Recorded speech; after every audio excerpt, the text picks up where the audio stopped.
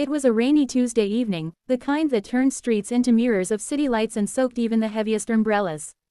Most people hurried by, heads down, trying to avoid the cold drizzle. But not Emily. She had just finished a 12-hour shift at the hospital, her feet aching, her mind foggy from patient charts and heart monitors. Still, when she saw the figure slumped against the bus stop, drenched and shivering, she paused. The man looked like he'd been through a storm much worse than the weather. His clothes were soaked, his shoes looked too worn for the downpour, and his eyes, those eyes held something more than fatigue. They held pain, as if he'd been carrying the weight of the world on his shoulders for far too long. Emily, despite being exhausted herself, didn't hesitate. She approached him gently, holding out her umbrella. "Sir, are you all right? Do you need help?" she asked. He looked up slowly, startled. Then, shaking his head slightly, he muttered, "I'll be fine." Just waiting for the rain to stop.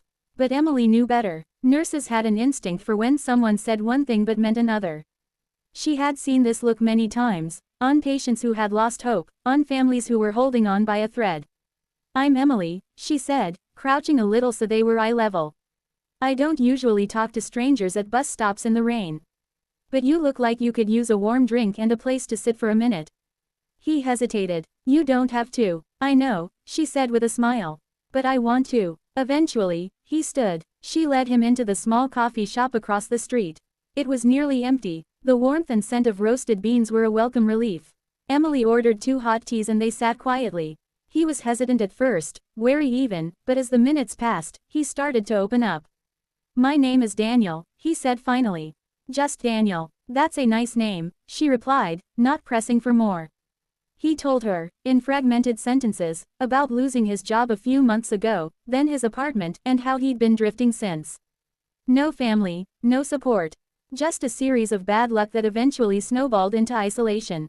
He didn't complain. He didn't ask for anything. He just spoke like someone who hadn't been heard in a long time. Emily listened, truly listened, offering only nods and warm words. She didn't pity him. She didn't treat him like a burden. She treated him like a human being. Before they parted ways that night, she offered him a spare blanket she kept in her car and a few food items from her bag. "It's not much," she said, "but I hope it helps. And if you're ever near St. Francis Hospital, that's where I work. Come by. I'll make sure you're taken care of." Daniel looked at her, eyes moist, and simply said, "Thank you, Emily. You've done more for me tonight than most have in years." And just like that, he disappeared into the rain again. Weeks passed. Emily often thought about Daniel. She hoped he was safe, wondered if he had found shelter. But with her busy schedule, life moved on, as it often does. Until one day, there was a buzz of excitement at the hospital. A major donor was visiting, someone who had just pledged to fund a new wing for low-income and homeless patients. Whispers of the mystery philanthropist spread like wildfire. The staff lined up to greet him. And then, he walked in. Same eyes. Same presence. It was Daniel, clean-shaven, in a tailored suit, confident and composed. Emily froze. He approached her, a knowing smile on his face. "Hello, Emily," he said warmly. "I told you I was just waiting for the rain to stop." She stared, speechless. He continued, "My real name is Daniel Whitmore.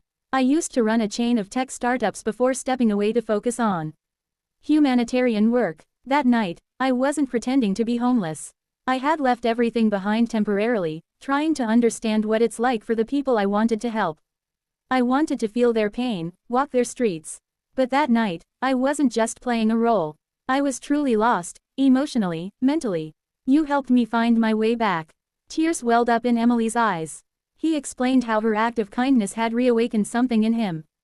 That one selfless gesture reminded him of the importance of human connection, of empathy, the very thing he had been searching for. And now, he wanted to give back in a meaningful way. He had donated millions to hospitals across the country but wanted St. Francis to be the flagship for a new program that provided medical care and transitional support for the homeless and underserved. "I want to name the new wing after you," he said. Emily shook her head. "You don't have to do that." "I know," Daniel smiled. "But I want to." The ribbon-cutting ceremony a few months later was attended by media, local leaders, and community members. Cameras flashed as Emily and Daniel stood side by side. But beneath all the attention was a simple truth: kindness has a ripple effect. One rainy night, one cup of tea, One human gesture. It had changed both their lives forever. Today, the Emily Grace Wellness Wing at St. Francis is a beacon of hope. It serves thousands of patients a year, many of whom have nowhere else to go. Every wall tells a story. Every patient carries a piece of that night, a reminder that sometimes, the most powerful changes begin with a moment of compassion. And Emily, she still works the night shift. Still listens. Still believes in the power of kindness. Because that rainy Tuesday wasn't the end of the story, it was just the beginning. Some say you never really know the impact of a small act. But in this case, the world saw it unfold, and the message was clear. One heart can light the path for another. One act can awaken a soul. And sometimes, the person you help in the rain might just be the one who helps the world.